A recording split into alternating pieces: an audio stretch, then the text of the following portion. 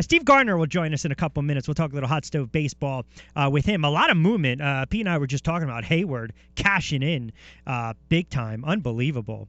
And then Chris Davis kind of leaving everything on the table thus far with Baltimore. I mean, that's absolutely crazy. If that's true, if the Orioles pulled that offer off the table, I mean, you're Chris Davis, and you have a situation where you're basically set up. You are absolutely set up, and that probably has to do a lot with Scott Boras as well. But that's a lot of money. That is a lot of money that just kind of sat there for him. And it's amazing, too, because you saw the move that the Phillies made. We knew a lot of closers were going to be shuffled around here and there. So it's been very, very busy, a very busy time in baseball. So as I alluded to, we'll certainly dive into that for a couple moments with Steve Gardner. Don't forget, though, we actually have $1,000 to give away today. At 5:30, Golden Nugget picked the perfect score, playing for $1,000. So we'll do that around 5:30 or so. And, of course, we'll continue later on the 5 o'clock hour with a lot of NFL talk. Steve Gardner does a great job covering baseball for USA Today. A little hot stove baseball, kind enough to join us. He's been settled in after the World Series, relaxing, and now we got all this movement in baseball. How you been, bud? Doing good. I don't know where the relaxing comes in, though. I'm still waiting for that to well, who's busier? arrive. Who's busier, you or the Chicago Cubs? Probably the Cubs. All right. They've got a lot more on the line than I do these days. So and probably everybody's a lot more pleased with their work than maybe they are mine. Yeah. Well, we are not. We enjoy your work.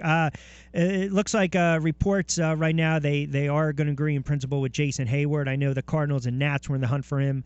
Looks like Chicago is going to be able to close that deal. You look at that move, and it comes after Zobrist signs a 4-year deal on Tuesday to replace Sterling Castro, who will simultaneously trade it to the New York Yankees. But how about the Cubs thus far? And they signed John Lackey as well on a 2-year deal worth $32 million. Very active offseason. Them in the Red Sox. I'll get your thoughts on the Sox, but how about the Cubs thus far? Yeah, and Ben Zobrist, too. You know, that's really impressive what the Cubs have been able to do.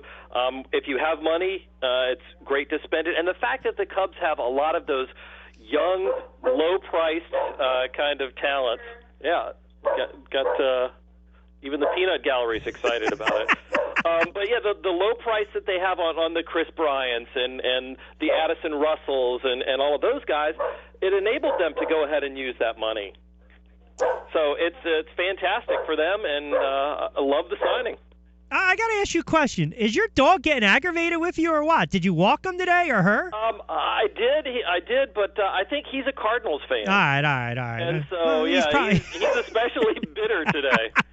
How about the Boston Red Sox? David Price goes from the Jays to the Red Sox, monster contract. They add Kimbrel, Chris Young, so you get a little bullpen depth, frontline starter, another outfielder. How about the offseason of the Boston Red Sox this far? Yeah, I have to say that they're the winners in the American League, just like the Cubs in the National League. They really needed a starting pitcher to front that rotation, and it seemed like the modus operandi for Ben Cherington and the Red Sox last offseason was we can just get some collection of number 3 starters and improve elsewhere on our offense, and we can make do. And they ended up finishing in last place. So now Dave Dombrowski's in there and running the show, and he goes right after a number 1 starter, best one on the market, and he gets him in David Price. I think it certainly with the moves the Red Sox have made, they've still got some positions to figure out and where Hanley Ramirez is going to play and what he's going to be doing for them. But yeah, nice upgrades all around, and Boston looks like we're still waiting for the Yankees and the Orioles, and probably will continue to wait for the Rays to make moves to keep up. I think it's fascinating too because The Cubs are basically saying, hey, we're going to get another step closer. We want to get to the World Series. We want to win it. And you realize that the Boston Red Sox, after the season they had, they were not going to sit on their laurels. They were not going to be idle by the wayside, and they weren't going to make some moves. You mentioned the Yankees, and it does look like the Yankees, by trading for Starlin Castro, they've kind of solidified a position that they've used 6 different players at last season. Their production wasn't good either. I mean, 223 batting average, which was 28th in the majors. I don't know defensively what the ratio there was, but I thought that's a pretty sound move for the Yankees. Do you look at this move as a now move or a going forward future move? I think it's both. The Yankees, one of the things that Brian Cashman wanted to do is to get that roster and make it younger. And you can do that in a couple of different ways. You can get the Rob Refsnyders of the world that come up from your farm system, or you can get some younger players to replace guys that at the holes that you have. And so anyway, I think the one thing that Castro gives them is a guy who's really 26. Yep. Which is, that is young, but yet he's experienced enough and he's accomplished enough that he's a definite upgrade from what the Yankees did have at that position. 10 after 4 on a Friday, right here on Friday edition of the Sports Bash. Rich Quinona is filling in for Gil. We'll take up to 6 o'clock. Steve Gardner covers baseball for USA Today. Does a great job joining us. Little hot stove baseball. The Baltimore Orioles, the deal that was in place for Chris Davis, off the table now, turning down 7 years at $150 million. I don't know. I mean, I have a certain opinion when it comes to power numbers and valuing a guy who's basically solely a guy that just hits home runs, drives in runs, power numbers, so to speak, raw power numbers. Forget about batting for average. Why was this offer pulled off the table? I mean, we know that Davis's agent is Scott Boras, but I mean, if they're trying to squeeze the O's for more money, I think this is, for a guy like Chris Davis, who's just really come on the last couple of years, I would take this every day of the week and twice on Sunday. I would have signed the deal. Yeah, I think it would be a good deal for both. And that Scott Boras is going to make every effort to get every team possible that could have an interest in his client involved in the bidding. And he doesn't usually take the first offer that comes around. So I think a lot of negotiating plays on the part of both Boras and the Baltimore Orioles, and I think eventually you may see, it may be that both like each other and want to continue the relationship, and Boras is just taking Davis on like a little tour to see what else is in the neighborhood. But he's still, it's the love it or list it kind of thing. I think he loves where he was and has been, and the Orioles have been good for Chris Davis, but you take a stroll around the neighborhood and see what else is out there. And there are several teams now with Jason Hayward off the market. Maybe the Cardinals become even more interested in what Davis has. And I think, he's not as bad, defensively. He's a solid defensive first baseman. And I think with power being a commodity that is hard to find in this day and age, that Davis, his value goes up because of that. So a lot of teams would love to have a guy with the potential for 40 home runs and up in the middle of their lineup, even if he does strike out 25% of the time. Where's Cespedes going to wind up next year? I was thinking the Giants would get him, and I really have no basis for that. I mean, the Giants are obviously looking to upgrade and looking both pitching and hitting. It just seems like maybe that he gets a shot out there. I think the Mets, and at least from what I've heard, the Mets and the Tigers, both places that Cespedes has been, have cooled on him and aren't really looking as closely as they might have earlier in the off season. So Cespedes may be the one guy that ends up being out there. It always seems like there's somebody that's left out, and it takes longer to sign. Cespedes might be that guy this year. Yeah, he was never the same player after he got hit. He just wasn't.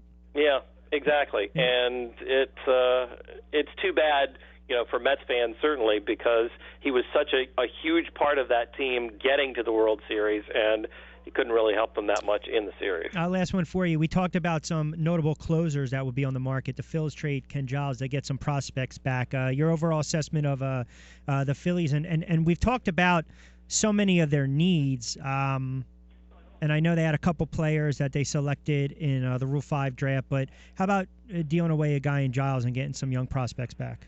Well, I think as you and I have talked before, he was certainly the most valuable piece that they could have gotten or they could have put on the market because he's young, he's controllable, and he's pretty good. And so that helps a lot. I think the Astros farm system is a very good one. It's very deep, and I think that's one of the things that made it a nice fit for the Phillies because – the Astros Vincent Velasquez is a pretty nice young pitcher, and because I think the Astros, because they got Mike Fiers in that deal, the Carlos Gomez deal that came over from Milwaukee, they had a little extra depth, and they could afford to part with a guy who's got a pretty good ceiling. Yeah, what's interesting too is when you look at the Phillies, they have a lot of holes. I mean, it's pretty obvious, and they still had that.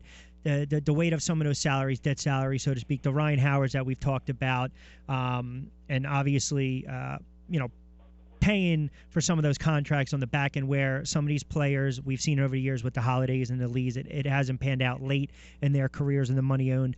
I think this is, to some extent, a really important offseason for them because I think they just need to get back to just some type of sanity. And when I mean sanity, it's okay if they lose 90 games last year, but they have to have a plan going forward. And I think they play competitive baseball and ultimately make it a destination for some free agents. And again, I don't have numbers in front of me. I don't have free agents in front of me or all their needs, but I do think to some extent the changes that they made, getting rid of Amaro, this is a pretty it's an important offseason for the franchise.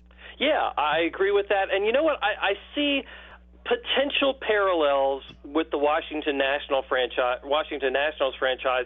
say maybe 5 or 6 years ago, that with the Phillies, in that they're getting rid of some of the older players and getting some of the younger guys coming up through the system. Maikel Franco is going to be a really good player. Yes. I really like him. Aaron Nola is going to be good. They've got J.P. Crawford, the top prospect, who's going to come up and play shortstop for them possibly at some point this season. And You're right. If you get maybe that one big free agent like the Nationals did with Jason Worth, again, another one of those contracts that looks pretty bad on the back end, but the fact when the Nationals signed Worth and they were the worst team in all of baseball, it sort of legitimized them as a team that was making a commitment to getting back to competitive, or in the franchise Nationals franchise history, getting to a competitive level. And I think the Phillies can possibly do that if they continue building incrementally as they're doing right now. And it sits well with a lot of people. Again, you know me, I never advocate for guys to get fired, but it was certainly time to move on from Ruben Amaro Jr., get a little fresh blood in there. Also get some veteran leadership as well in there, because at the end of the day, you need the right decision makers. It doesn't really matter who signs the contract, who basically endorses that check. You just need right decision makers. And you don't want to lose your way as a franchise, because for so many years, everyone laughed at Kansas City. It took them so long to get back to, say, prominence from when in the late 70s, early 80s, and then it pays off with the big win in the World Series win this year. So I'm a big believer that you have to have the pieces in place, but you also have the right ownership group, and you have to have guys in the front office that know exactly what they're doing. Yep, and as we've seen, it can be done. Cubs, Astros, Royals, Pittsburgh, those kinds of teams, they can. They've shown that the pathway is one that teams can follow. All right, my friend, always a pleasure. Appreciate you jumping on board. I know it's going to get a lot more busy for you in the next several weeks, but I know you'll keep us updated on stuff. Thanks, Steve. Appreciate it, pal. Happy to. All right, you too. Have a good holiday. Steve Gardner from USA Today. Good stuff. Good stuff from him. 416-609-573 ESPN. We'll keep it locked in here. By the way, for you Giant fans out there, long overdue. The Giants have cut defensive end DeMontre Moore. Wasn't spotted at Giants practice on Friday. Doesn't look like he's going to be at practice on Saturday. Mike Garafolo of Fox Sports reported that he has been waived by the Giants. And also, Dan Graziano of ESPN.com adds that report with the news that Moore was dropped after violating team rules. You want to talk about a talented guy who's absolutely clueless. Just 23 years of age. Very talented player for the Giants, but too many selfish penalties, just bonehead penalties. And that, to me, they were waiting for this kid to break out. And I don't know if that's a move where Tom Coughlin realizes he has fast approach in the end with the New York Giants. I don't know if that's the case. This is a guy that won 2 Super Bowls, but that was a move that they felt they had to make and possibly jumpstart the team. 4:17, we'll take a quickie timeout. When we come back on the other side, we'll open it up. A lot more football to go on this Friday.